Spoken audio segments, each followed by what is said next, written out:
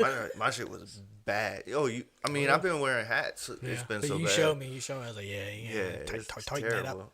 The only reason I'm wearing a hat now is nice and tight, but it's well, she still got a lot to do because like it's been like 3 months for real, maybe more. It's been about let me see, a long time. I don't know how it's different. I don't know because she uses like a crochet hook, and like because I got to pull mine in because it's not meant to do it that well. I guess you know what I'm saying. Sometimes I wonder, like my hair don't actually go into the lock. I have to, like really, it's weird, but sometimes I do get interlock. But I stopped getting my hair done here, and I go to make it and I get my hair done. Hey. I heard y'all talking about making before the pod, and when you called me earlier, I saw it was a Georgia number, and I was like, "Oh shit, somebody in my family." But my family's from Augusta, so the area code is different, but than Macon. Yeah, Macon 478. 478. Yeah. What's Augusta? It's like 6. I couldn't even tell. 706. 706. That's it. I was about to say 607, but yeah, 706. 706. But that's where all my cousins and shit are from, is Augusta. I'm supposed to go down there Sunday. It's my Aunt Gail's 70th birthday. And if you see this woman, you'd be like, she ain't a day over 50. Yeah. If that, maybe 40. Like, I don't know. She ain't aged since I've been alive. And I've been alive almost 40 years. So I'm like, damn. She still looks like the same as when I was a kid. You know what I'm saying? I don't get it. I guess some people just got the genetics like that. Vampire. You know what I mean? A vampire, yeah. Vampire. Yeah. I don't know. If she was a vampire, she would have to be the nicest vampire ever. You know what I'm saying? Like that, you would never expect it. Vampires Yeah. are But nice. when vampires are nice, they have to be to They get gotta people. Ooh, you might be right, because Right. she is. She's just like, You got to invite them into your house. bro, soft spoken, just like, hey. You know that shit, like they can like hypnotize you. Like, if you got to be invited in their house, she got that. If you open the door Y'all and saw Aunt hungry? Gail, you would be like, I brought muffins. Yeah, come on inside. I thought y'all were talking when you said about Macon. I thought you were talking because you said you've been here too long or something. What was that? Said her accent went away. Oh, because See, I thought she said something different. I mean, you could tell it's there. You could tell it's a Georgia accent, but like the people that we know in Macon, people I know, I mean, boy, you know what I'm saying? Boy, yeah. You try to talk to me, boy. I love Georgia, the Georgia accent, because they don't like even my cousins got the real country dialect, like Diddy. You know, like that's how they say daddy. We don't even say daddy up here. We say dad or pops or something. But up down there, they're like, yeah, me and Diddy went to the store. Come here, Diddy. You know what's funny is like when you meet like country, when you meet country people and they talk about their dad, like we'll be like, yeah, I was with my dad and we went somewhere. They'll be like, yeah, me and daddy. Be like, who's daddy? Yeah, I mean, who's daddy to you? And they be like, my daddy. You be like, oh, your father. Yeah, bro. I don't know daddy like that. How long you said you've been up here? Well, this is like my second time around. So the first time I moved here in 2006, and then I left, and then I came back in 2016. Yeah, so you pretty much you got dual citizenship at this point. At this point, in Charleston. At this point, At this point, I've been here a while. I think I've only been through Macon. You know what I'm saying? I never like been to Macon. You should go. You should go. I'm down. I'm always down to go somewhere. Macon's cool. Augusta part to it is cool. Trash. Where we go, I mean, it's fun because it's like country and you can just do whatever the hell you want. But that's where we go. Where we go, they have a bunch of land, so we can just go out there and just I think my aunt down here has like 100 acres. Yeah, some dumb shit. But there definitely ain't nothing to do in Augusta. Yeah. When you ask them, what you want to do? Go to Savannah? You know what I'm saying? Well, my grandma lives on a dirt road. So when I go to my grandma's house, that's the best. It's the last house on the dirt road. And we have fun. So we sit out there and do, you're right, absolutely nothing. But it's country. Yeah. Like, and we have fun. But then when we go like to my mama house or to my daddy house and everything, like it is straight ghetto. Like it is so fun. Like we're in the hood, and it's always fun in the hood. So it's always something to do in Macon. It's always something. Yeah, like bonfires and. Yeah, we do that in the country. Yeah, we do. Yeah, That's what I like.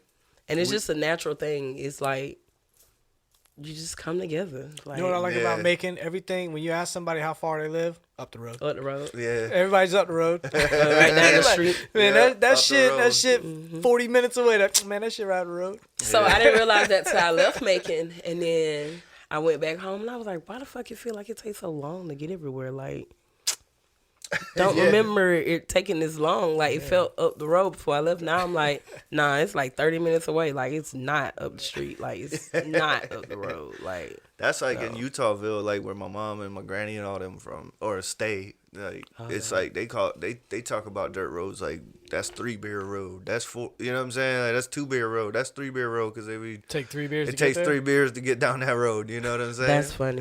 Like, golly.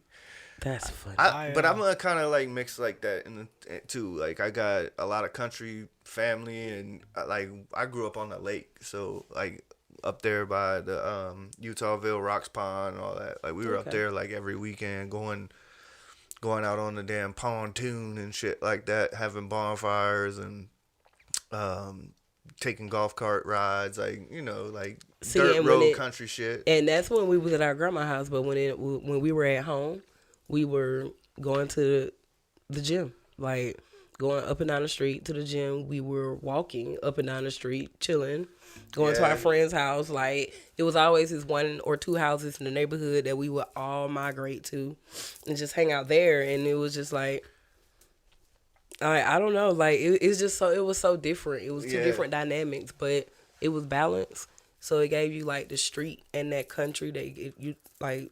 I think that. Yeah, I think that's why I know how to break away. Adapt. And, that too. That's it. Like, I always look like a city boy, and I'm not like a city boy, but like I just ain't country. I get down there. I mean, I can adapt. Yeah. Because we gonna be chilling and shit. Well, but you say you ain't country, but if you went around like some real city boys, like we. You think they think we're country?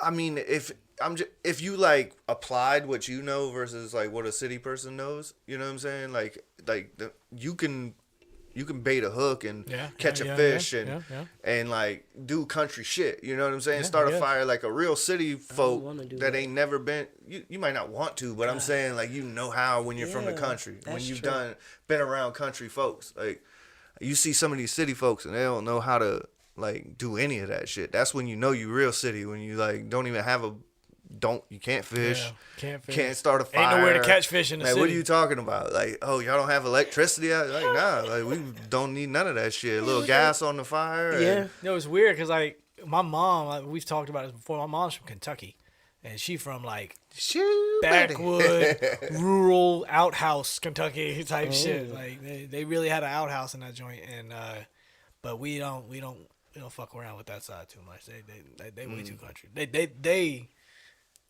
I think I watched a couple of horror movies based in Texas. Yeah. I mean, Kentucky. You know what's funny? Have you guys seen it was like a little documentary joint where they went and they found like the most inbred family in like West Virginia.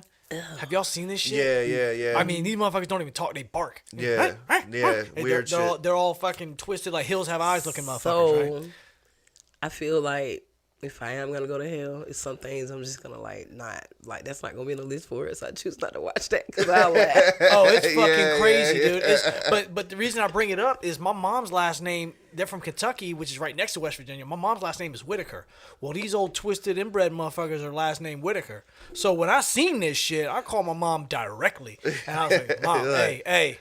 I know we neighbors and we ain't, that ain't us, right? Yeah, that ain't us, right? She's like, nah, we all from That's Kentucky, how it was when you ever seen The Wonderful World of the Whites? I've watched it like 3 times. It is white trash at its finest. Yeah, if you ever want to see it is fucking pristine white trash in this. We shouldn't even be promoting this to you. This is like white people at their lowest of low. Like, if you want to find the bottom, the last thing you ever want to watch if you're trying to figure out what white people are about is that shit. That's how I felt about Shameless, but I love that show. Is too, yeah. It's a train wreck. You can't stop watching. Yeah, I'll be honest though, Shameless for like the average, like, well, I'm just saying, like, on the topic we're talking about, like a white show family, like that's pretty fucking close. Like, obviously exaggerated, but any family that like us that you got some junkie guys, you got the family whore, you got like that's a fucking, but I'm not gonna lie, that's a family. I tell my friends all the time, they're like, what you watch on TV? I watch white fuckery all day on TV. Yeah, because like there was a TV show called like The Mick or something. Yeah, The Mick, and the girl, she was just like, she didn't give a fuck about nothing. Yeah. But her sister and her brother, they were like rich, and they had this huge house and these 3 spoiled kids. And they invited her to a party or something, and then the FBI bust down, got them. And they went to jail because they were stealing money and all this stuff. So they were like, now the kids are on you. And she was like, no. Hell no. And the kids were like, get out of our house. We don't need you. And it was so funny because she was like what you would consider white trash, and they was just like super privileged, and they all looking at each other like, ugh. And I'm like, but y'all are family. like what's it called? The Mick? The Mick, yes. Yeah, pull that up, Jeff. It's funny, man. And I got it from the girl from It's Always Sunny in Philadelphia, D. She plays in it. She's the auntie. Okay, yeah. Yeah, so and I watched The Mick. Yeah, The Mick. M-I-C-K, right? Yeah, The Mick. That show is hilarious. Or even like I ended up watching like Modern Family one day, and I'm like, that show's awesome. That show is awesome. That show is so fucking awesome.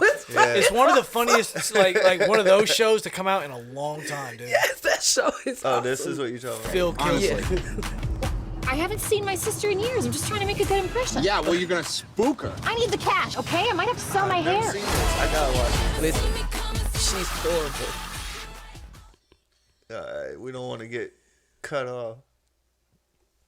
Like, yeah, that show, like, you gotta watch it. Yeah. It's funny. There's some. I'm guarantee you, there's some people in my What's family it on? act just like that. It's on Fox? What did I watch it on? It has to be on. I think it says on Fox. I think the first time I watched it, it was on like Hulu. I think maybe Hulu or something. I don't know. If you ever met my mama when she was younger, I would guarantee you, probably not like this crazy exaggerated, but my mom didn't give a shit about nothing. My family's all gypsies on my mom's side, so like they just free spirited people that just like don't care about. I don't even know. Like it's. I love it because that's how I grew like up. Disjointed. Oh, it's bad. It's like, it was cool because she was always just like this is how my room looked since I've been 12. Yeah, this is how my room looked when I was a kid. This is how my house looks now. If you would have came into my house when I was 12 years old in my mom's house, like I had the walls painted neon green. I had, at one point I had Philly wrappers, like the box to Phillies. The blunts, yeah.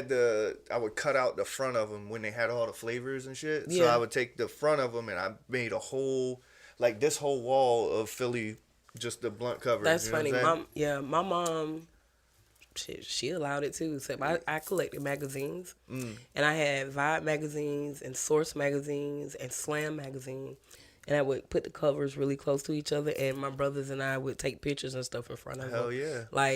And part of me wish I still had those magazines, but like my house now, like I got artwork on every part of the wall, but my mom, you're right, like she didn't care about me putting anything on the wall, like long as she didn't walk in, I guess see naked people or something, I don't know. I don't know if I had put naked, I don't know. I think that's what I'm saying. Like it's hard because like there's a lot of shit that happen because like as much as my mom was like that, it went like a little too far, you know what I'm saying? Like just didn't really, I could do whatever the fuck I want to do. I can have anybody over, I can, you know what I mean? So there should be a line somewhere, you know what I mean? And that's hard, like as a parent, to find that line between like a parent and a friend. Oh no, my mama was strict as fuck. She definitely drew the line, but I could express myself on the walls in different ways, but I couldn't go nowhere. But that's important though. Even if you are, I feel like that's a good balance. If you're gonna be strict, you should at least like strict on the shit that needs to be strict on. Yeah. You know what I mean? At least don't be so strict that you can't let them express themselves. You know, like let your kids express themselves. Yeah.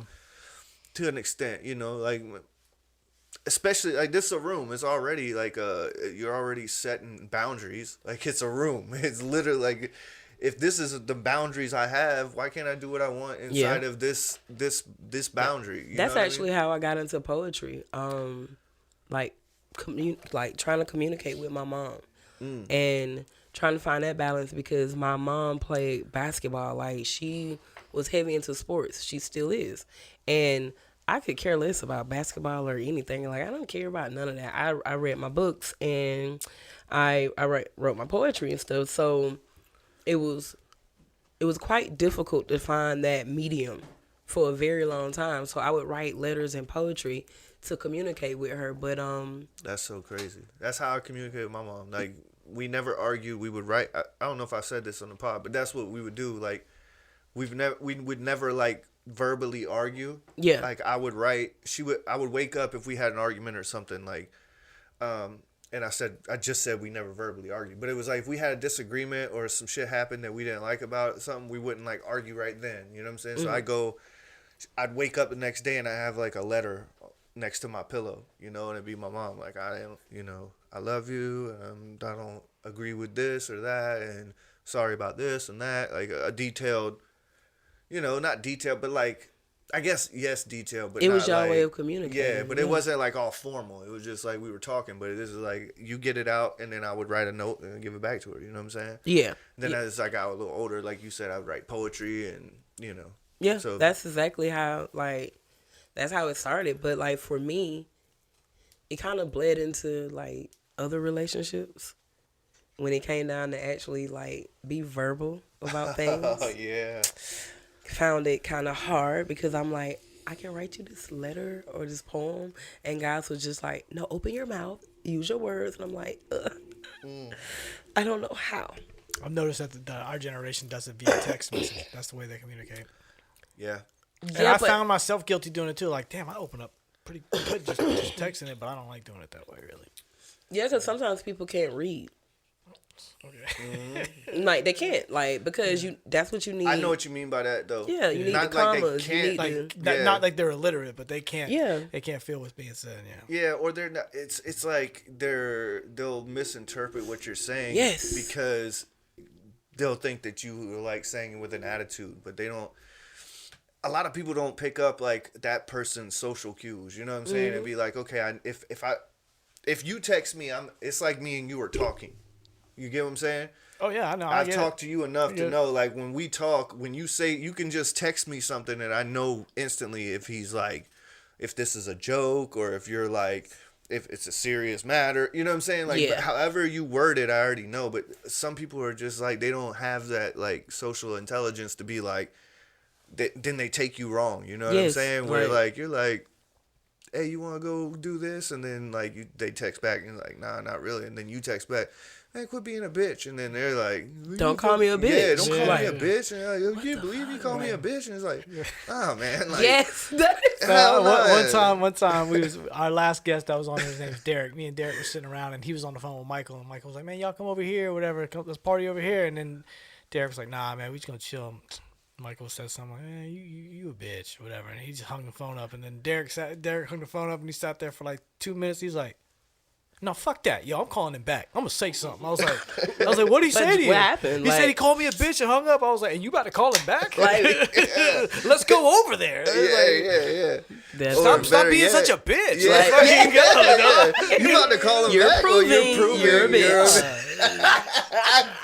Facts. That's awesome. You know what's funny is like he called him back. I think I heard Michael laughing from the phone, laughing at his ass. I like not really even taking that back? shit serious, bro. Nah, you can't. I think that's a problem. Period. Just with the internet, that's one that the internet has caused because I go on so many posts where somebody says something and it's obviously, to me, it's satire. It's they're being, you know what I mean? They're just they're being sarcastic and people take it so serious.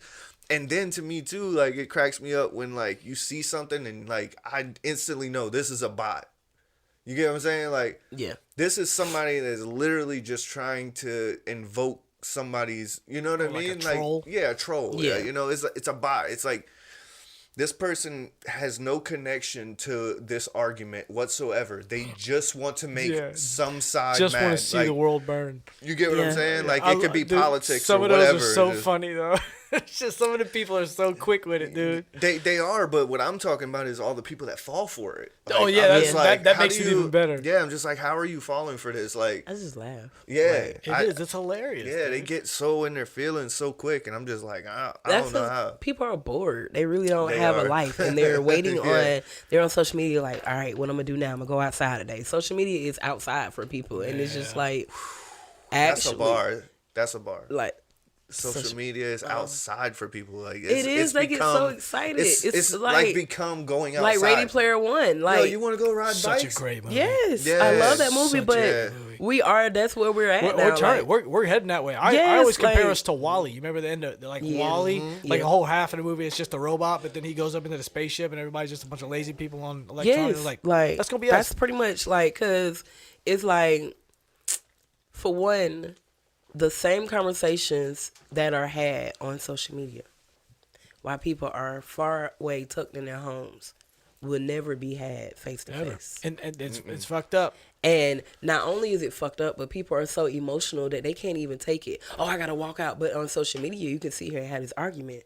Yeah. But if it's right here face to face, you feel you're too pressured, and you realize you actually don't have a fucking point. Shut the fuck up. Yeah. And you realize also you don't know how to hold a conversation. Like, you're not even listening at all. Yeah. Like, and even when the point was made, you still saying, yeah, but you forgot the definition of words. So when you say a sentence and then say but, what the hell you think just happened to the sentence in front of the but? Just negated it. The whole thing. Yeah. And it's like you're contradicting yourself. No, I'm not. First of all, you're yelling. Let's lower your voice. All caps. Like, They say all caps. but, or... Like, I'm not gonna lie, I'm naturally loud. I'm loud all the time. And then they're like, you're yelling at me. I was already yelling. My wife from the beginning. My wife says I'm yelling at her. She's like, you're yelling at me. I was like, no. If I'm passionate about something, I get real handsy. Yes. I get real animated. She's like, you need to sit me down. Like, you made my hands sweat. I could yell. If you want me to yell, and I fucking like, this is a fucking yell. Like, I'm just passionate about something. Well, I think sometimes people, not in that case or your case, but sometimes it's just like a tactic. You know what I mean? Yeah. Like they're trying to gaslight some. Yeah. If you're like not like if you're being passionate and you're actually making a good ass point, then people are like. And they're wrong. You know what I mean? Like, instead of me, like, letting you get your point across and then waiting and then responding in a thoughtful manner, you know what I'm saying? Whether that's passionate or not passionate, I'm like, man, don't be yelling at me. Stop yelling. Like, why you getting loud and shit? You know what I'm saying? It's like, if you're, I don't care if you say it loudly or quietly. If it makes sense, then it makes sense. And I'm going to respond to it. But sometimes, it's like, I used to say, that's why I've been swung on a few times in life. You know what I mean? And I'm not a fighter. I don't like to fight.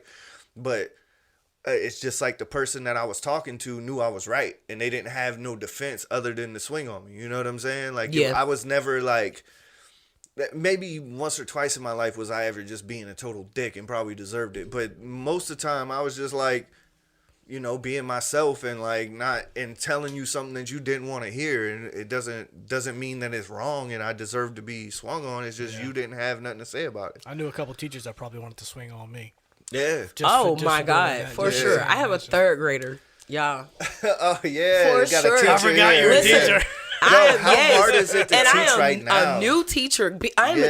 Let me just be all the way 1,000. I am an accidental teacher. Oh, you stumbled upon teaching? I stumbled across this by living my dreams. It's the most beautiful thing ever. I absolutely love it. Poetry. Yeah. Poetry. Like, I stumbled across this living my dreams. It's the most fulfilling thing I've ever done. I love it. Yo, that's dope. That's these dope. kids. I've always wanted to be a teacher. But yes, let me know. Bro, these kids are fucking hilarious. So I'm in class and I was just like, all right, you know, one band, one sound. We all got to move together. Yeah. We say that all the time. Little boy raised his hand. I said, yes. He said, doesn't all instruments have different sounds? Yeah. Get out. Yeah. Go to the principal. So I sat there for like 3 seconds like, fuck, he right. Like, all I could do is laugh because I'm like. What grade you said? He's third grade. That's you teach third? No, he's actually fourth grade. I teach third, fourth, and fifth. So, okay. Oh, okay. I got third, fourth, and fifth with that school. But then I do a homeschool program that has kindergarten through middle school. You're teaching poetry, you said? No. What are you teaching? Entrepreneurship. I'm able to build my own curriculum on entrepreneurship based on my life, based on becoming Georgia Nubia. So I learned how to actually put it in the proper format and all that good stuff. So, and the kids are building businesses, businesses, and working together and then doing different things like that. So, it's something that I've been working on for a while because I've been working with the homeschool kids for a long time. And I do creative writing and art. So I slide in entrepreneurship every now and again. Like once I come up with a class, I'm like, okay, let me see. Will it actually work? Let me see how it works on kids. And my homeschool kids, like over trial and error, really taught me like what classes are good classes for kids and what classes are like just boring and when you have a behavior issue, really when the kids are bored. So I've sat down and did a 16-class entrepreneurship program for 3rd, 4th, and 5th grade, introduction to entrepreneurship, and I actually signed a contract yesterday to go into next year to do the phase 2 of that. And I am so fucking excited because I know they got this stigma saying teachers don't make money, but this is the most money I've ever been offered in my life. And I'm like, thank you. Though. Congratulations. Because this is like labor of love. Yes, and it's based on my story. It's based on me becoming a poet. It's based on me moving here and living my dream. And I tell people all the time, like, bro, you gotta do something. Yeah. And I only did it honestly because it was just like I don't have anything else. Like I'm not married. I don't have children. It's just me. Yeah. So if I'm not living my dreams, what am I really doing? And then once I did start living my dreams, it was like, okay, boom. I quit my job, went full-time into entrepreneurship. I published a couple of books, and I was just like, all right, cool. It's working out. Started making earrings. Everything kind of like, and the shit's hard. Don't get me wrong. Like, it's very hard. But I'm still able to progress. And it's just like, I don't know. I just got to tell people, like, don't quit. Like, if you quit, then you never know. Like, so when you keep going, like, when I stepped into these people's school, it was because our random Wednesday, Charleston had a business expo in the middle of the day. First of all, that's ghetto because everybody at work. Everybody at work, all right. Everybody at work, that's ghetto. Mm-hmm. No one knows about this. Everybody's at work. Mm-hmm. Well, the few people that are entrepreneurs or the few people that are able to go, I went. And I took a parental reference from the homeschool and my business card. And anybody that had anything to do with kids, I gave them my card. Well, this one guy, he had like a wooden bow tie, and he was like with banking or something, but it was nothing that had to do with community or kids. But he was like, my wife worked at a school, so I gave him my card. And then a couple of days later, a lady called me. I started just 2 hours a day, just doing an art program with the kids, just 2 hours, just going to do art with them. And I'm like, not the best artist. Like, I learned things more about art once I got into school. I was like, I didn't even know there were like different elements of art and stuff like that. Oh my God. Yeah. You know, and I'm like, I'm learning things too because I didn't know. I just started doing this because I be pissed off and it helped me not be so mad. Yeah. So I'm just doing, I'm just, and now I can help the kids express. But 2 hours I started and I was catching a bus. I didn't even have a car. And it would take me an hour to get there for 2 hours. And then I would leave. But I did it every day, and I'm like, I really love this. And people was like, that's crazy that you're going downtown, you're on the bus. But I'm like, I like it. Yeah. So what? What's wrong with that? It went from being that to being on full time. They were like, you want to be a substitute? And I was like, no. Absolutely not. Exactly. Because I was like, that is instant karma. No, I do not. Like, but I was like, all right, forget it. I'll do it. So I did it, and they was like, you know what? You got a really good relationship with the kids. So they asked me to step up and be the art teacher. It was just 2 art teachers, and one stepped down, and I was like, well, she stepped around. She got a different position. So I was like, yeah, I do it. So I finished the year out like that. But once I learned how these kids are going to SOA and all these different art schools, I was like, I really can't teach them that stuff because I don't know it. Right. So I asked them if I could offer them my entrepreneurship program. So I didn't know they was gonna say yeah. Y'all, I didn't even have anything written down. I have no kind of plan. I had no kind of plan. They're like, all right. Like, oh, shit. they said yeah. I had a whole oh shit moment. I was like, they said yes. Yeah. And I was like, so when do you need to see a curriculum or something? And he was like, in about 2 weeks. I said, fuck. Yeah, I put that together. I was like, all right. I just been winging it. So, but with me winging it, I had all the different papers and stuff where I had been writing stuff down. So I took them that. Like, I took them all the stuff that I had been writing down in all the different notebooks, and I showed them everything. And I was like, and I've already done it with these classes. And I was like, I just took them. It was just a mess of everything that I had been doing. And the lady was like, all right, for the school, it has to be a certain way. Right. Rightfully so. Yeah. So she said, give me everything you got and I'll teach you a certain way. So an older teacher was just like, don't give her everything you got. Yeah, like don't give her the game. You go sit down with everything you have and you narrow it down and you give her some of it. Don't give her everything. So I was like, okay. And I did that. And I gave it to her and she made a couple of tweaks to it and then she gave it back to me and I was like, this is really cool to see it. So now I'm able to do the second set and the third set on my own and get it in the right, the right format so I can not only offer it to that school but to also to other schools and other programs and also do my own thing, which I've already been doing it. And it's the same thing with the homeschool. Like I started doing that for free and now they pay me like $75 an hour just to get the kids to write. Damn, dude, you straight up did stumble on this shit. Yes, like you just walked into I prayed for kids. Yeah, but we've talked about this multiple times on the podcast about just like owning every opportunity. You know what I'm saying? Like, and not selling yourself short.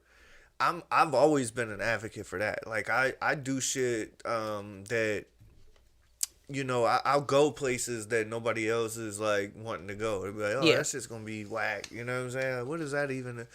I've been to justice ministries and like I've been to town hall meetings, like just random shit that somebody, and I did this in my 20s. You know what I'm saying? Like, what 25-year-old is going to listen to like 3 hours of councilmen and the mayor speaking and like people calling them out on their shit, you know what I'm saying? And then you meet people that are just like, hey man, I'm a lawyer, you know what I'm saying? And then like 3 years later, you need a lawyer. Mm-hmm. It's like, oh yeah, I remember you were cool as shit. Like that's the only time I ever seen somebody as young as you or look like you or think like you or talk like you. You know what I'm saying? It's like, I think people don't understand that like.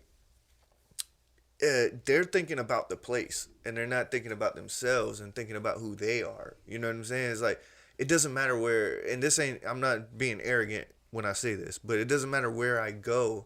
That's me that went there. You know what I'm saying? Like, I'm going to create the experience. I'm going to find the connections. You know what I'm saying? Like me, whatever is happening there is great, and hopefully that I meet that type of energy too. You know what I'm saying? But I'm going to meet somebody. I'm going to do something. Like something, anywhere I go, I'm going to like do something. You know what I mean? I'm not going to leave there and go, this was completely a waste of time. You know what I'm saying? I feel you. Yeah, and I think people don't have that confidence in themselves to like just go somewhere and be like, no matter what, I'm meeting someone tonight that's going to change my life, whether it's very small and in a good example. In a good way. Georgia's here tonight. Yeah, she here tonight.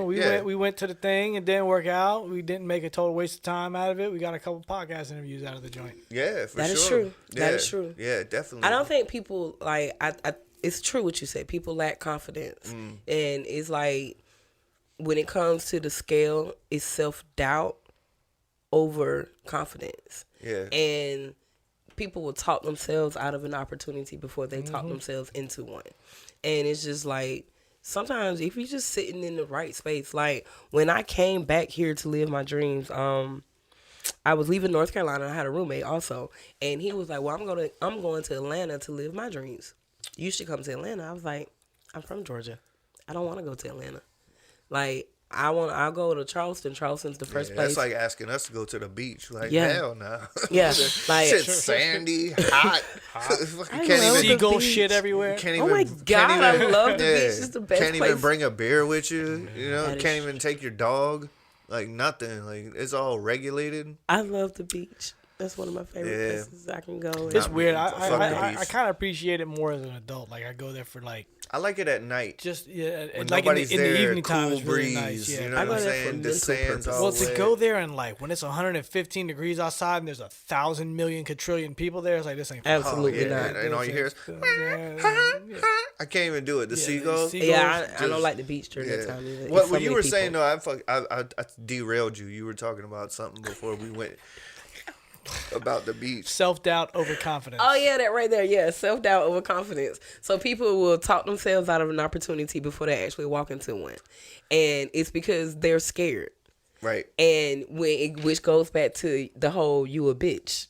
Yeah. That's why people get so offended, because deep inside, they really feel like a bitch. Like, because they know they're scared, but they never had a Riley in their life to say that's a bitch move. And because now they get older, they're just like, oh my God, don't call me the bitch. Oh my God, but it's like, but the reality of it is you're afraid and I'm not. Yeah. And it's not mean. Word. It's not That's mean dope. for me to just say that. Like, I'm not afraid.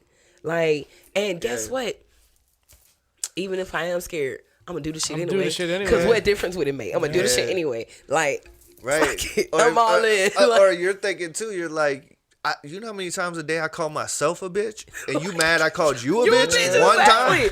One time. I called you a bitch one time. I called you a bitch one time. I've called myself a bitch like 100 times a day. Like, you should say something. That motherfucker just cut you in line. Nah.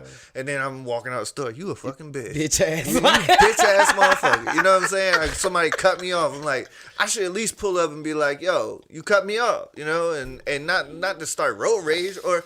It wasn't even a better example, you know what I mean? Like, they charged me for the fries I never got at the restaurant last night. You know what I'm saying? Well, and like, and I left shit. and I ain't say shit. I'm like, you a little fucking bitch. You like, you paid for that. My like, wife don't play that wrong. shit. I do not My play wife that don't either. play that shit. No. You gonna give me what I ordered, motherfucker. I think women in general are more apt to, like, if they pay for something, they want what they pay for. My wife's like that. And there's nothing wrong with it. But as a man, it's just like... I just ain't confrontational. I'd be... Dog, I could, if I had all the money back that I paid that I didn't have to pay, I didn't even... You know what I mean? Like, it's one thing to, like, get out of paying, but it's a whole nother thing to be like, you didn't give me what I paid for. Period. You know what I'm saying? Like, and I've done that 1,000 times. Yeah, see, I'm not going to lie. I am absolutely confrontational. And... I didn't realize it until I became Georgia Nubia and started doing poetry here, because I didn't understand like the new nature of the whispers and not actually being direct. And so when I would I don't do hearsay. The high school I went to was a law school. And hearsay was not admissible in court. Like, hearsay, you cannot bring hearsay here because he said this and she said that does not matter because where are they? Yeah. So I don't do that, and that's been like kind of in me since high school. So when people come with that, I'm like, okay, well, hold on, let's all come together. And I'm like, hey, and they like, what are you doing? And I'm like, well, confronting the situation, I need to know, like, because you're bringing it to me as if I need to do something about it. Nah, you're supposed to tell her because her cousin is that. Yeah, and I'm that like, girl but what knows you, but what and she'll they tell you. What do they have to do with it? No, I just need to talk to that person directly and being like direct. Yeah, and it's just like people freeze on it and it's just like, you rude. No, I'm not. I just stepped to you because what you did actually was shady and foul, and you're so accustomed to being shady and foul, and people just walk away because. They're bitches. They're bitch. And it's just people like, just want to be nice. And I'm like, I'm not about to be nice. You can't just do me like that. Like, I got standards, and that's even on the way people treat me, because I'm not gonna treat people any kind of way. Like, I'm not a mean person. I value people. I guess that's a great way to look at it and be, because that's how my wife looks at it. It's just like, you get the respect that you give. You know what I'm saying? And like, you also treat me, I She just doesn't let nobody treat her like she wouldn't be treated. You know what I'm saying? And like she wouldn't treat you know what I'm saying? Like if I wouldn't treat you like that, you don't treat me like that. And if you treat me like that, then I'm gonna let you know. Me, I'm kind of just like I'll sit back sometimes. You know what I mean? But I am willing to like have those conversations with people like you're talking about. Yeah. Like I hate when like if there's a problem, you know what I'm saying? Then I just like to like hit it head on. You know what I mean? Like I'm gonna talk to you. I hit you up. Like I hit you up. Yo, what's up? You good? Like this, like we're like you should be like that, and not even with just friends. Like at work, if a motherfucker is just like acting up, like I'll be the youngest motherfucker since I've been alive. I'll be the youngest person to just be like. I remember when we worked together. I was like 17, right? We worked out, or maybe 18, but we worked out at this huge countertop plant. You know what I mean? And the boss man, like the owner, calls a meeting. Yeah, he was a dick. You know what I'm saying? He was a straight up dick. But he calls a meeting, and I'm the youngest person out of what was there? Probably 100. Nah, it's probably like 50. Between Corey and Granite, probably about 50. Yeah, you think about it. You know, yeah, couple and installers and shit. I'm not counting installers. I mean, but they were there. Okay. It was the whole company. If you count it was everybody, close to 7,500. We'll do that. And either way, he calls this whole meeting because he was supposed to give us bonuses. And everybody was like, "Yo, we're not fucking doing nothing. Like we were about to do a strike because he promised these bonuses, and everybody's working till 6 at night." Long story short. We thought the meeting was gonna be him going, "Listen, guys, I'm gonna get your bonuses, da da da da." Like just like apologetic. No, this little motherfucker just steps in the ring and is like, "Fuck all y'all motherfuckers! If you don't want to work here, then there's the door," type shit. You know what I mean? And nobody said anything except for me. You know, like at the end, he's like, "Any questions?" You know what I'm saying? And I raised my hand and like And I'm not even that dude. Like, I'm non-confrontational, and at that time, I was even less. But for whatever reason, I don't know. There's, like, moments where, like, the spirit takes over you. You know what I'm saying? Like, motherfucker, if none of these 40-year-old, 30-year-old, 20-year-old, fucking, all these guys, I'm a teenager, and I'm about to step up to this little man. And I just raised my hand. I was like, "But you said you was going to give us a bonus." And he just like stared at me. He hated me ever since that time. He didn't like you. He didn't like me after that. He was trying to get rid of me, but I was very good at my job, so he couldn't. Like all my bosses are like, "Nah, you can't get rid of that guy." You want to know why? Another reason I wanted to fire him, because it would be summertime, right? We'd been shop working. We'd have our shirts off, and on like Fridays they bring in like we work with these Mexican dudes. They bring in all this beer and shit, right? And them guys, drink a couple beers while they're working. And one day I was upstairs, and the guy, our boss, looked down. He said, "Why is that motherfucker the drunkest one in the shop?" You look down, Michael's down there with his shirt off and 2 beers, just drunk as shit. He's like, "Ain't he like 19? What is he doing now?" I was like, "Ooh, that's a bad look, bro. He can't be like that." Especially after being the only guy that's like, "Yo, fuck you, man. Give us our bonus. You said you was gonna give us our bonus." He didn't like that I was more man than him at 19. Yeah, because I feel like I agree though. Your word is bond. Like, yeah, that's all I'm saying. That was the moral. Right of the before story. I came here, I was watching. I was on TikTok and I was watching the scene of in NWA. Whenever Ice Cube is sitting down in the joint and he's like, "Where's my money?" And the dude's like, "I'm gonna get you your money." He's like, "Oh, really? All right, cool." And he comes back and he beats the shit out of his office. I have no idea what you're talking about. You never seen Straight Outta Compton? No. You know what I'm talking about. The movie, right? Yeah. Oh, yeah, but no. Okay, well, it's a true story. Well, I hate to spoil it. It's not a big, huge moment of the movie, but like basically, it's kind of like going back to what he said. Ice Cube had a business deal going on. He comes, sits down in the office, and he's like, "Look, y'all say y'all was gonna give me some money if my first CD did good. Y'all said y'all would give me advancement on the next CD. First CD went stupid platinum, like straight. What was it? America's Most Wanted went stupid platinum. You supposed to give me the advancement for this money, and I done put house down on this shit. It's like, and you said you was gonna give it to me. He's like, well, gave him the runaround. He's like, all right, cool, fuck me, right? All right, I'll be back. Leaves, comes back with like 3 goons with baseball bats and beat the shit up out of his office. That dude was on the phone in 5 minutes. Hey, money now, pronto. Motherfuckers ain't playing, dog. Yeah. Because sometimes you really just have to show somebody that you're not playing with them, and it's very unfortunate because, like you say, sometimes in some situation you just you lean back, but. Sometimes you do that because you like listen, but there are other times you just have to like look. I'm not the one to play with. Like, I'm sorry. I know I do poetry. Somebody said one time, sometimes you got to rip a door off the hinge. Yes. That's it. Sometimes you got to throw a chair through the window to get somebody's attention. Yes. Or like they say, like that. ripping off a Band-Aid. You know what I'm saying? Like sometimes it's better to just get it over with. You know what I mean? Like it's gonna hurt. It's gonna suck. Sometimes, but it is what it is. But it is what it is. Like it's gonna hurt you or it's gonna hurt me. But one of my sayings related to that, he spoke with this guy. He said he used to say shit like, "Somebody's got to call the baby ugly." The baby ugly. Somebody got to say it. Everybody lying around this one. That's an ugly ass baby. Just like their daddy. Oh my god! Like, so you got any siblings? Me? Oh yeah, I got a bunch of siblings. Oh yeah. Yeah. It's a few of us. They all in Georgia and stuff. Yeah. All right.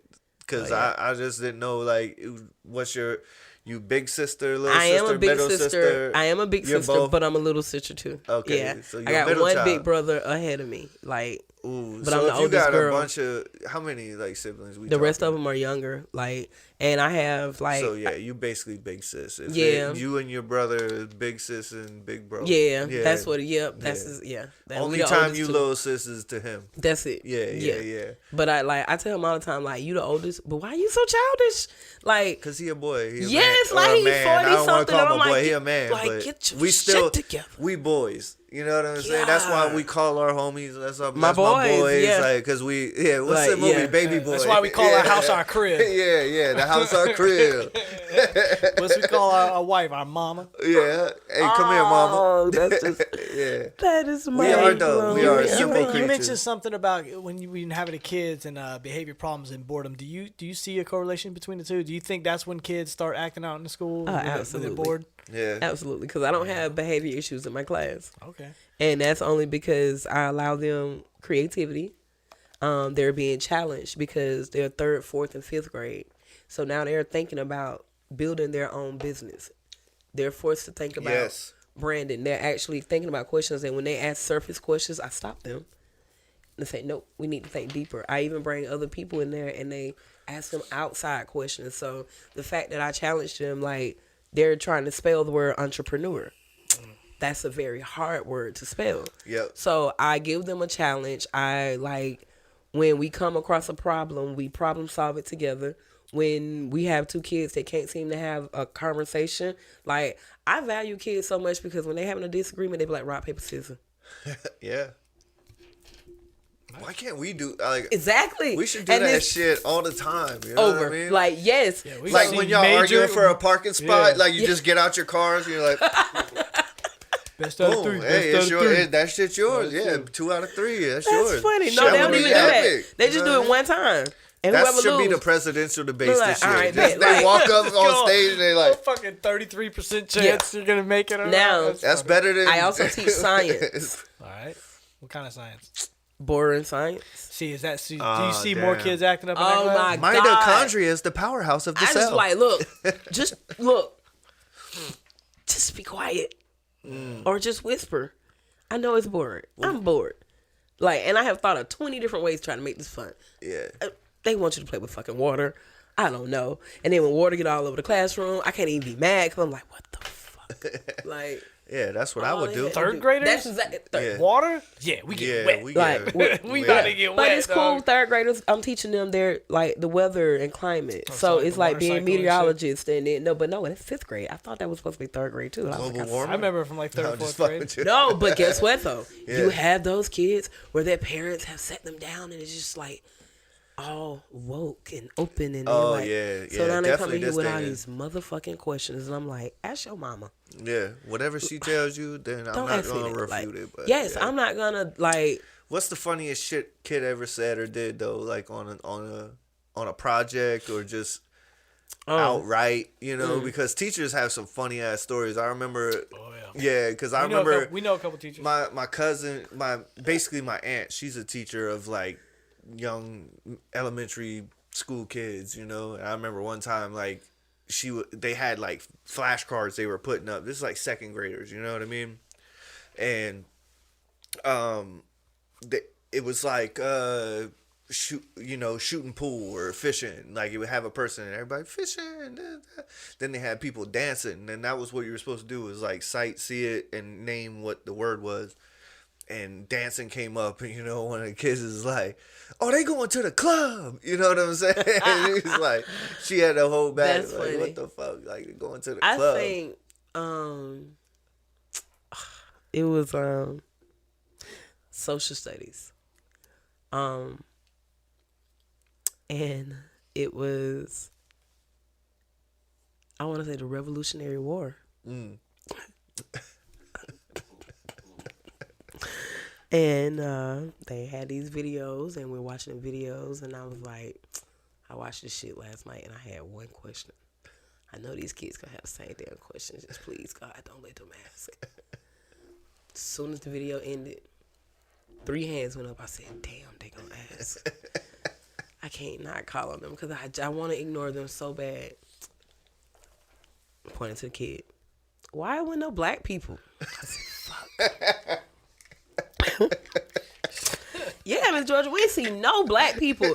Everybody was white. I said, did y'all hear the words? And then they said, I was like, oh my God. And why black people didn't get paid? And I'm like, wait a minute. Y'all don't know about slavery? Who? No one told y'all about this? I got to be the one to tell y'all about this? I don't like this. Yeah. So then we start talking about the battery and all that. And they was just like, talking about the battery down the street, and I'm like, oh shit. Yeah, like don't please don't let them ask about the market. Like fuck,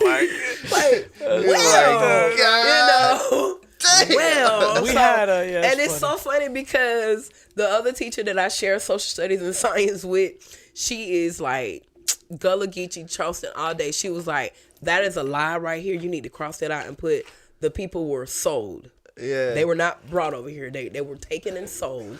And I'm just like, and they looking at me and I'm like, she's correct. Yeah, I don't know what to tell you, like, but and it's I wish I could see a kid, like, cause I don't remember bringing it up with my kids. I mean, I got older kids, but I would like to see the kids' face when they realize like humans were once slaves. I'm like, wait, like slaves? Like, here. And then like 10 years later, when they find out there's people around the world that are still slaves, you know what I'm saying? So you got to find that shit out twice. Yes. You got to find it out and be like, oh, but it was like 400 years ago, and then like they show you China in a sweatshop, and you're like, damn, that was yesterday. Yes, you know and then they ask this question, but why? And I'm like, people ain't shit. People is cool as fuck. People ain't shit. He be saying that all the time. When we was in school, in high school, I was probably a freshman or a sophomore, and we had a dude in the class who was super geeky, super gullah, but cool as a like this motherfucker's cool as a cucumber, dog. He's my dog. But we watched the movie Glory.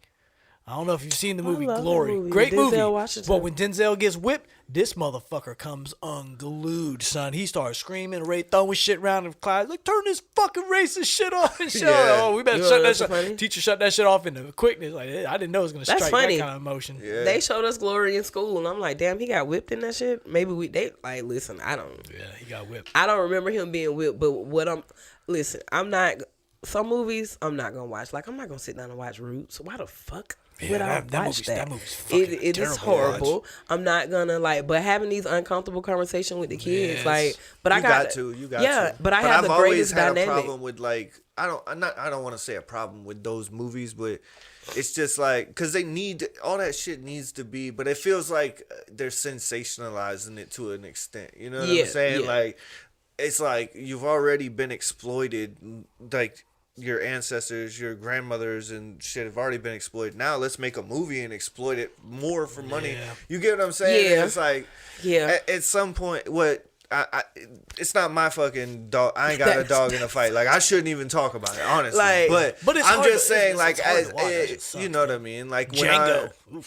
That movie's hard to watch. Yeah, some of the shit's just. It's cool because he wins in the end, but it's still fucked up to watch. Like, oh shit, what movie? Django. That movie was absolutely funny. Oh, it was a good movie, but it's fucked up. That movie was hilarious. What was the little dude's name? The bounty hunter, the white dude? That movie was hilarious. He was cool as shit, smooth as hell, dog. He's like, I just killed your sheriff. You owe me $250. That movie was hilarious. Yeah. Like, I'm not gonna lie to you. Watching to be honest, fight each other, like when they was making the slaves fight each other and shit. Well, that's where boxing come from. So it's like if you can't take that, then why do you watch boxing? Why do you watch MMA? Why are you boxing? So, but them boys fought to I don't the know death. why they did. But that is part of the history. It's hard to even watch Gladiator. It really is. I watched the other day. I was watching Mike Tyson highlights and.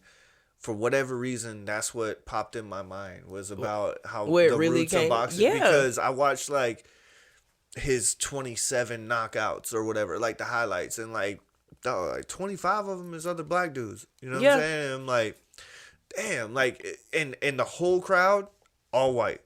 Yes, you know what I'm saying? Like that's you might have you might have a rapper there, or you know what I mean, like a businessman here, like black dude, but the rest, all white folks paying these two guys to fucking try to beat the shit out of each other. Yes. And they were beating the absolute shit out of each other. Yeah, Tyson beat the shit out of somebody. I mean, at least this time they was getting paid, but not what them white folks was getting paid. That's true. You know what I'm saying? But either way, it's always been... when I went to my my son, they had a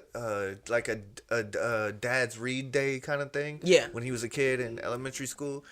And it was hilarious because all these dads show up. We had to go to the library, and they were like, "Yo, you got go pick a book out to read to the class." And what they did was because it's in a block, so you go to this class, you walk through the little doorway to the next class. You read the 4 different classes, but it's all just one block. You get what I'm saying? So all these dads are picking out, and the Goose Creek police even came and filled in for kids that didn't have dads, kind of thing. You know what I'm saying? Like they went and read to some classes too. Anyways, I showed up. Everybody goes through the library, picks out a book. I pick out a what was the name of this book? It was I want to say it's called like The Sound of Separation or something. But it's a book about like the Underground Railroad and all this shit. You know what I'm saying? Like. I go read this thing. Like, literally a week ago, I ran into a teacher that was like, she wasn't even there. It was another teacher. It was like, people are still talking. This was like 10 years ago. She was like, people still talking about that book you read. You know what I'm saying? Like, it just made an impact because everybody else read, like, Three Little Pigs, Dr. Seuss. Yeah, but the book was already in their library, right? It was in their library, but nobody picked it. And they had never used that book or said that book or nothing. Like, I went and found this book and was like, I'm not about to go in here and read a fiction book to these kids. You know what I'm saying? And I'm in there reading like that shit. You know what I mean? Like, I don't know, but I've always felt like, why not like give kids real history? Like, quit making them fucking feel good about everything all the time. You get what I'm saying? Like, just because it's so cringe. That's the new word. Nobody wants to be uncomfortable anymore. Nobody wants to have. They don't want to take kids' innocence away that quick. Like, start thinking against each that also too. Also because probably kids, not. like, I don't know, man. Sometimes, to be honest, parents take kids' innocence away by what they do in front of them. Touche. So, I was gonna say parents are probably a bigger problem than school. I see, definitely. Because when I had, I think the little girl now, she's in 4th grade now. Last year when I was working with her, I'm on the playground and another little girl pushed her. She turned around and ran up to the girl like, "Do something, bitch!" And I was like, "Damn, damn." So I looked at the little girl. I was like, "I wonder if she gonna do something." And she did. She swung. I said, "Oh shit, let me go get her." Like, and it's like, but she's a child. Like, I know you done saw your mom, your cousin, or somebody around you do that for you to feel like that's okay. For these kids to be talking about a gangbang, and they're not talking about gangbanging on the corner with their friends. They're talking about a gangbang, and I'm like, what the fuck? Like, it's like, where are you getting this from? And you want to say, well, they're getting it from their cell phones. They're on the internet, but why do they have the clearance to just roam the World Wide Web? Have you seen the video? It's like, hello, parents, hello, boys and girls. And the little boy goes, shut the fuck up. Have you seen this shit? I've seen that. I've seen that. And then he's like, you gotta leave. No, bitch. And his dad scoops him up, and everybody in the comments was like, that's definitely something. This motherfucker's in kindergarten. Yeah, like, listen. This motherfucker's in the kindergarten. The first time I heard fuck and bitch in the school was in kindergarten. Yeah. And I was like, they don't fuck around. And then they said it. But they don't even understand why they're getting in trouble. Like, and I'm like, nah, they're just you said a bad word. Repeating actions and words. But what is the bad word? Dude, I went to a church camp one time when I was like probably 3rd grade. And I've been watching this shit. John Leguizamo had a stand-up thing where he made fun of Italians, and he called a guy a douchebag. So I went to the thing, and this dude put some bread in his mouth, and he started talking like the Godfather to like make fun of me. I was like, "You're a fucking douchebag. Oh, you're a douchebag." And he's like, "Get out." I was like, Well, I didn't know what a douchebag was. I was like, I don't get it. And he was like, nope, you're inappropriate. Leave right now. And I was like, I can't even eat lunch. He's like, get out. I had to like go sit outside by myself. That's why I was like, yeah. I was like 4th grade or some shit, and I was like, douchebag. Yeah. And he was like, yeah, we at a church camp in North Carolina. You can't say that shit here. Dude, get the fuck out of here. Yeah. That's well, it would have been raw if when he told you to get out. You were like, you fucking talking to me? Yeah, who, me? You talking to me? You know, I'll call my father. Well, I went outside. I was sitting there. I was embarrassed because I didn't know I played myself. But then I'm sitting, and as I sat out there, I was like, man, that motherfucker was making fun of me, dog. He wasn't doing that shit to nobody else. This motherfucker was like, we was getting lunch. And then, you know how you used to be where you was in line, you went through the little thing, and they had the people behind the shit served you. And he wasn't even serving lunch. He was back there doing something, and they called my last name, and I got the super Italian last name. So he's like, who's that? Me. And I was like, me, whatever. He like came from around the way to grab his... If he saw your first and last name, he was probably like, yeah. So he came from around the way, like stopped the line to like do this thing and make fun of me and shit. And I was like, douchebag. He's like, get out. So that's why I sat outside thinking, I was like, man, fuck that dude. Yeah, that's the hard thing about being a teacher sometimes, because I had a situation where a girl was literally being mean to a little boy because he stuttered. And she was talking shit, and he called her a bitch. Like, he was like, you bitch. No, I think he was like, you mean bitch. And I was like, well, he got that out really clearly. Yeah. And you like, damn. She was in the right context. She was being a bitch too. And then when I called the person to come and discipline, she was like, you never call a girl a bitch. And I was like, I'm sorry. She was being a bitch. Yeah. No, like, you can't just... oh, you're a boy, so you can't treat a girl like this. Girls shouldn't treat boys like this either. Like, because now you're making them feel like it's okay. And then when they meet another guy from a different school and they get beat the fuck up. Because that boy got sisters, and he was like, you're not going to play with me like that. I'm beat you up. I'll fuck you up. Did he say you're being a bitch, or you're acting like a bitch, or he say you're a bitch? Yeah, you're a mean bitch. Oh. Yeah. Right context and everything. Yeah. Good shot. A+. Yeah.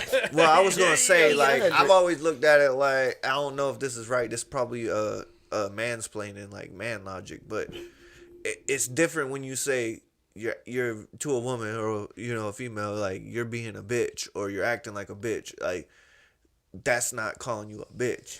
I literally. But it might be, like, most females take it as like, you called me a bitch. And I had somebody do that to me the other day. I was like, I said the words, you went through his phone like a little bitch. Don't call me a bitch. I said, I didn't call you a bitch. I said like a little bitch. That's you calling me a bitch. I said, no, the fuck it's not. Okay, well, I'm glad you agree. Exhibiting bitch behavior. Yes, that was a bitch ass activity. Right. And, and I was like, what the fuck? Yeah. So it's just like, but people tell me all the time, like, Georgia, you really say some reckless stuff. And I'm like, well, this is why I be quiet in the corner.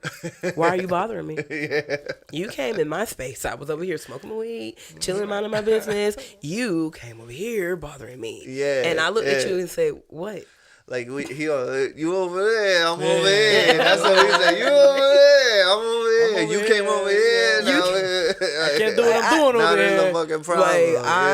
Like, so yeah, man. I don't know. I didn't even know. Would they be mansplaining? I don't know. Because I feel like it depends on the female, I guess. On the female, they don't take too lightly to that shit. That's a simile. That's a part of English. It is, but some people just thank you. Some ready to. But see, then they my little smart ass say your lack of knowledge is not my problem. Yeah, that's a good way to look at it. Like, if I give you a simile or a metaphor, why are you angry? And I'm a poet. Instead of like a statement, like, I didn't just say. But I guess it goes for men too. You know what I'm saying? Because, like, if I hit you up. Or if, like, you say something and I'm like, I look at you and I'm like, you're a fucking bitch, dude. You know what I'm saying? Then you're mad. But if I'm direct. But if I'm like, that's what I mean though. It's like, if I look at a woman, I'm like, you're a fucking bitch. Then she has every right to fucking slap shit out me, be mad. So do you.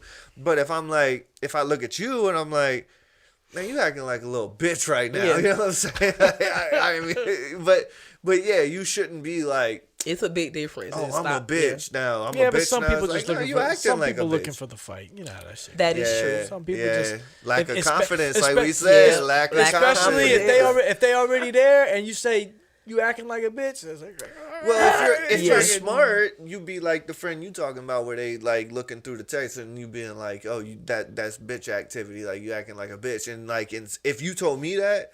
an intelligent person that understood what I was doing when I did it, I'd be like, yeah, you right.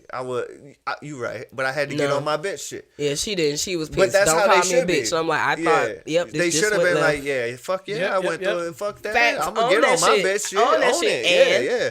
And be like, fuck you, bitch. Don't be calling me no bitch, because I be on my bitch shit. And I seen you 2 years ago. You was chasing that man around the bar. Shit, like, that you a shit, bitch too. Yes, like, at the end of the day, like, just admit it. Yeah. Own that shit. Own that shit. Everybody, like, especially when it comes to females, we all have gone through a phone, and that is some bitch assness. Like, yeah. So I don't know. That shit. You probably had a reason to with us bitch asses, with us bitch ass men. We don't make it easy. No, that's so true. No, we don't. We don't make it. Neither do y'all, man. Nah. It's balance. It's balance. It is balance. It is balance. That's why especially when they like when a man be on his phone, he was laughing, and then like when you go through it, you probably feel stupid because it's like some meme of like, how look at my face when I jerk off, you know what I'm saying? It's like some stupid ass shit that guys talk about, and you're like, damn, I went through his phone, he was laughing at this shit, I thought he was entertaining something. I'll be honest, I've had more men that go through my phone than like, that's why I was sitting here thinking like, damn, like, I ain't never went through a phone. Yeah, like I can't say that I haven't, but things were a little rough in that situation. It was in a rough situation, but now that I'm grown and mature, if I feel like I need to look through your shit, if I feel like you hiding some shit, that's kind of where I'm always at. I wish like as no, like my phone not that has been gone through several times, and I'm just like, thanks. Yeah, I'm out. If I feel like I need to go through your phone, I'm out. That's fine. I'm already out. Like I already checked out, and I'm not. So I've already spoke on one thing I shouldn't speak on, but I'm gonna speak on another thing from a different perspective. Was like, saying bitch 28 times this episode? Yeah, I'm a man. I'm a man. So I shouldn't talk about women shit, but I wish more women would understand. Like, look, if you thinking about going through his phone, just leave. It's over. It's over. Like, that shit, it can't be. To be totally honest, that's how my 5-year relationship ended. Literally, I asked him, "Can I borrow your laptop, your iPad?" I needed to. I feel like a application for something. I forgot what I needed it for, but I asked, "Can I use your iPad?" It was like 1:00 in the morning. I had the iPad and I'm listening to music, and I pick it up to change the song. And you know how people have Facebook Messenger? Yep. It pops up. A response popped up. And I can see everything she's saying. But if I open it, you can see what he's saying. I can see what he's saying, and now I'm wrong because I done went through his shit. Yeah. So I didn't. And I'm watching, I'm like, oh shit. So I call him. I'm like, honestly, because I'm like, I don't want you to cheat. Like, I don't want my relationship to end. Like, so I call him. He sent me the voicemail, and I was like, wow. The next morning, I call him. And I asked him, well, what did you do last night? Go through the whole. He was like, oh, nothing. I fell asleep. I was like, oh. Damn, so you didn't go and visit such and such? Oh, no. And he was just like, the fuck are you talking about? He goes off, and I was just like, well, you got some messages, and it all popped up on your iPad. If it's about music, can I open it? You already went through it. No, I have not. The way you got it set up, the response pop up. I can't see anything you have said. I only see what she said to you. And I can assume by what she said one thing. So I don't want to assume. Yeah. You tell me. Like, you can tell me the truth. Like, you know. So he, big badass, go ahead and go through it. You already went through it. You already went through it. Okay, I go through it. First message he sent. Take your ass to bed. Why you still up? I thought this was about music, sir. Is that the title of the song? Is that the album? Is that the beat? Is that the beat? Are y'all sharing lyrics? Are y'all sharing? Yeah. You wrote the first line? And, it wasn't nothing in there about music because we had already talked about it previously. No. Yeah. You downplayed the relationship twice. Yeah. You couldn't read the room. She was like, yo, you got a girl. And you was like, oh, but I don't stay there no more. And I was like, ooh, that's deep. Like, I can't do this because now I never trust you. And I would feel like I want to go through your stuff. And I don't want to feel like that. I would rather just break it. Well, you didn't necessarily go through it. You, like teaching, stumbled upon it. Like, you were just using the shit just trying to show its face to you. Yeah, but I don't like stumbling across. No, I agree. But it ain't like you was like, let me get your iPad, and you just immediately went through his shit. No, I didn't. You was like, I'm using it on some real shit, and it's like, oh, but this. There was a like divine intervention happened is what happened. And I feel like it because after that, you needed his iPad, and at that time, been great. it just fucking showed you the real. Yeah. Life's been great. Oh man, there was this I've been wanting to do. Like I just can't think of a name for it.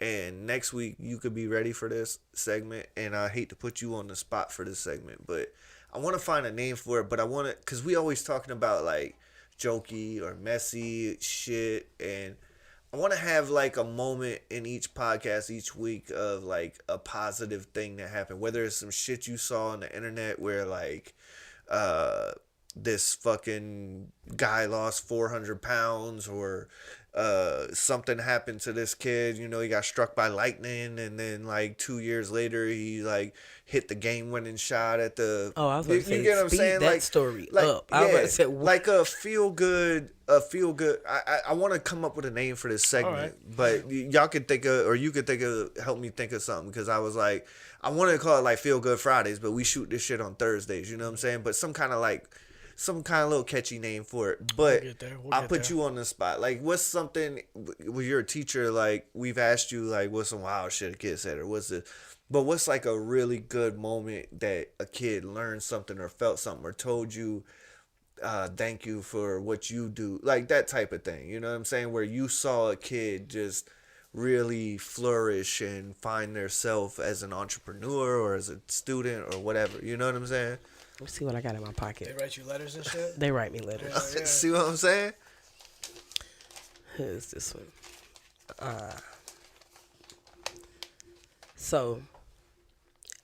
Oh man, this one might make me cry. See, there we go. Like, this student. So this year, I did a youth talent show.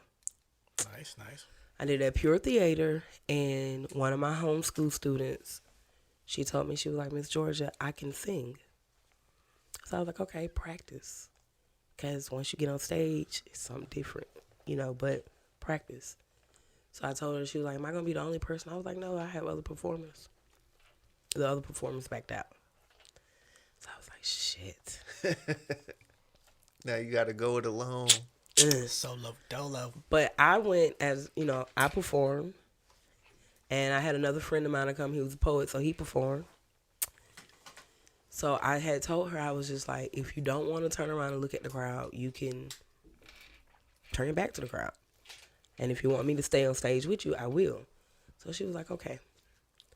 Well, she told me she was able to do it. She was like, I got it, I'm cool. And as soon as she came on stage, I went to step out. She said, please don't leave me. And I was like, seriously? She was like, seriously. So I was like, okay. I said, are you going to look at me? She said, yeah. So now no one else can hear us, but we're talking back and forth. And I was just like, remember, you got it, okay? Like, no matter how you do, the fact that you did it is everything. It's this enough. is your first time. Like, this is not going to be the last time you do this. Like, but this is going to be the start of something huge for you because you're living your passion. This is your dream. This is what you love. Mm-hmm. She went out there, and the song that she sung was so beautiful that I was crying. Her mom was crying. And I was just like, she is rocking this. And it was beautiful. So she, at every time I see her, she's like, when is the next one? I'm like, City of Charleston. She got stuck. She yeah, got the bug. but she said she loves singing and playing the piano. And if I'm being honest, it makes her feel, well, like all her bad emotions just go away, and it delays everything, and she can be calm. And it's just that, honestly, if I could do one thing for the rest of my life, it would be to sing and to play the piano. It just makes me feel like everything will be okay. And this is literally my favorite thing to do. So then she said, P.S. Thank you, Miss Georgia, for making me realize you will always be there for me. Love. And then she said her name. Nice. And I'm like, that's deep, because it's something so subtle, but it means so much. It means so much, right? Because at the show, I can talk about all the things that, of course, possibly went wrong. Yeah. but it was never for me anyway. It was for these kids. And I had a mix of my entrepreneurs out here selling their artwork, selling their bracelets, selling their juice, their lemonade, all of the things that they've made, and they're actually making money. People are supporting them. But now we have filled this theater up for this little girl, and it's her first time ever performing. But really and truly, she's doing exactly what she loves. Yeah. And I'm living proof that it's going to work out for you. You just got to keep going. Like, and she has a gift. Yeah. So my whole thing is work your gift. And so that was one of them. But then on the other side, like working at the other school, you have the kids where they're on medication. Mm-hmm. They have ADHD or whatever set of letters, because it's a lot of set of letters that I'm still trying to learn the letters, and I'm just like, what? Because again, didn't mean to be a teacher, but stumbled upon it. Yes, definitely stumbled across this. So, but one of my students, like, he gets in trouble a lot, a lot. However, when we're in entrepreneurship, that's one of his favorite classes. He totally comes alive. He has great ideas, and he had a lot of great questions. One of the boys said he wanted to start a center where he helped kids write, and he would help kids with dyslexia and stuff. But he didn't think about that. It was the other kid that was like, well, what about kids with writing disorders or different things? Or also, what about kids that have ADHD? Will you have coffee for them to help calm them down? Because coffee does the opposite. I'm sitting look at me learning. I didn't know that. Yeah. Because sometimes they'll say, can I have some coffee? I'm like, why would I give you coffee? You're going to turn up. But really and truly, they might actually calm the fuck down. Yeah. So it's just like depending on. I knew that because my brother had ADHD. Yeah, see, and I had heard it before, but see, I use coffee because it also helps with asthma. Oh, yeah. That's right. That's what, Red Bull because I'm so mellow all the time. Like Red Bull gives me a little wings. Yeah, see, so it depends on, like, it was just a breaking moment and I was so proud of him, of the entire class, because of the questions that they dig into, but him more than anything because he does get in trouble a lot. Like, they are putting labels on him. The system is fucked up. Yeah. The school system is Well, you said, too, that it wasn't completely his idea. That somebody said, what about these kids? And then did he Debo it off somebody? No. One child came up with a center for writing. Mm-hmm. Yeah. And the assignment was they were getting feedback on their business ideas, and the other team members were asking them questions about their business to see if they offered these things and different things. So the questions that he was asking, he asked about children with dyslexia. He asked about children with ADHD. That's what I was getting at. Is like he was thinking about others, not just what would help him, his situation. Mm-hmm. Yeah, that's dope. Yeah, and it was just like kids don't usually think. I mean, they do, but it's not. Sometimes it takes that spark. It does. Yeah. And to be able to give them that, I'm like, that's what I'm there for, to be able to get on that spark. Like, I may not ever be the best of nothing, but as long as I can give them the spark for them to be the best of everything. You ain't got to be the best. You just got to be the one. Yes, just think about it. Everybody in this room, everybody you know had at least one teacher in their life that was like, that's a special person. Yes. And I was a troubled kid. Like, I got into a lot of trouble when I was in those grades. But he raps and everything. I got us too. Us too. Yeah. But like, you got to think, like, you might be that, like, everybody here could probably name their favorite teacher. My favorite teacher was a lady named Miss Barnes. She was my 8th grade math teacher, and I was in trouble. She was just like, when I went to her class, trouble was not an option. It was just, she was just so connected to me. She was just a special person to me. Yeah. You probably got yours. You got yours. You probably got yours. So you're probably that to those kids. So that has to be a good feeling. It is like that's the most rewarding. You definitely thing are. Right? I mean, like, over the 2 stories that you've told, like something that I could see that teaching and doing that is like sucking you in. You know what I'm saying? I love it. It's changing my whole life. You didn't think that it was gonna be, but yeah. I never thought that me moving back to Charleston and do poetry would lead into me going into a classroom being a teacher. Like, look at the camera, like believe in yourself, have that confidence. Don't turn down no opportunity. And don't be acting like a little bitch.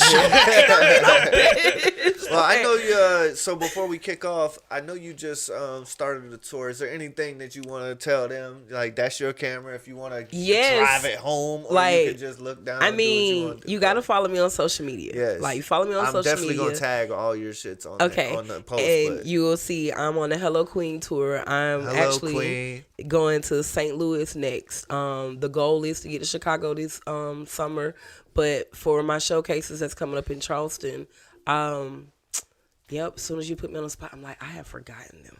But the first Sunday of every month, we're at the house, 621 Wypipo Road. It's a midday open mic. Because Monday mornings, I was supposed to come through already twice. You've done it twice so far, right? Yeah, like it's a midday open mic from like 12 until come to the next one, 12 until 3ish, 4ish maybe or whatever. But it's poetry and conversation, and it's the first Sunday of every month, and the address is 621 Wypipo Road. Also, I'm going to Columbia April 21st. I'll do poetry there.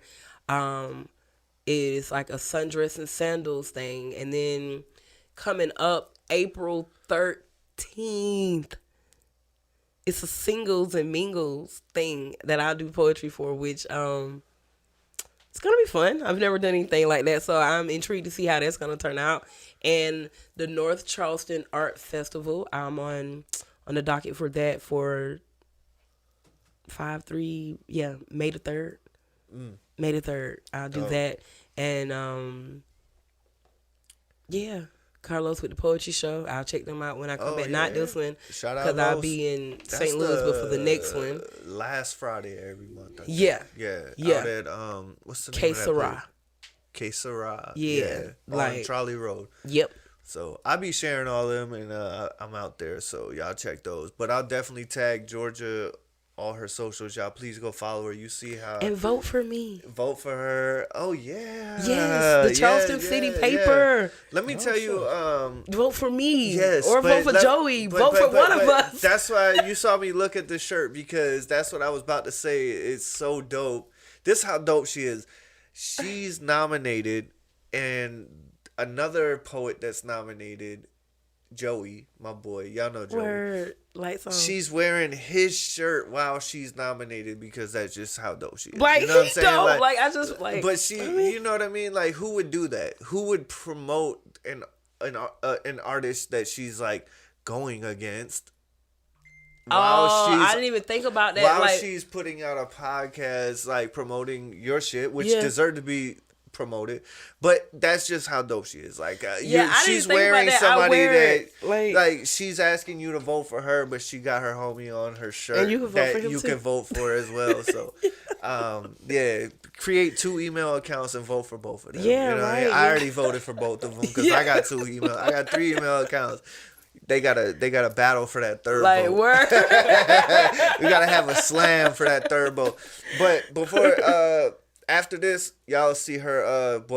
Actually, this will come out after her water drops, but she's gonna stick around and do a water drops for us. So I hope y'all enjoyed that, because this will happen after that. But you know, we always say, think harder, work smarter. If you want it to grow, just add water. Cousin Sal, Georgia Nubia, Water Boy, my boy Foolish behind the can. It's the Water Pot. Peace. My shit morbid, horrid. I'm in orbit, straight gas. I just floor it, full glass. I just poured it. Should I pour it out?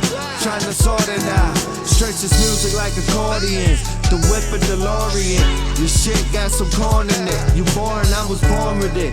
In the whip, my thumb drive to the store and shit. Can't pronounce this foreign shit. Take it day by day. Fuck that looking forward shit. In the sand line, I'ma need some more of this. Hitting every orifice. What you expect up on some 40 shit? You know this life is short as shit. So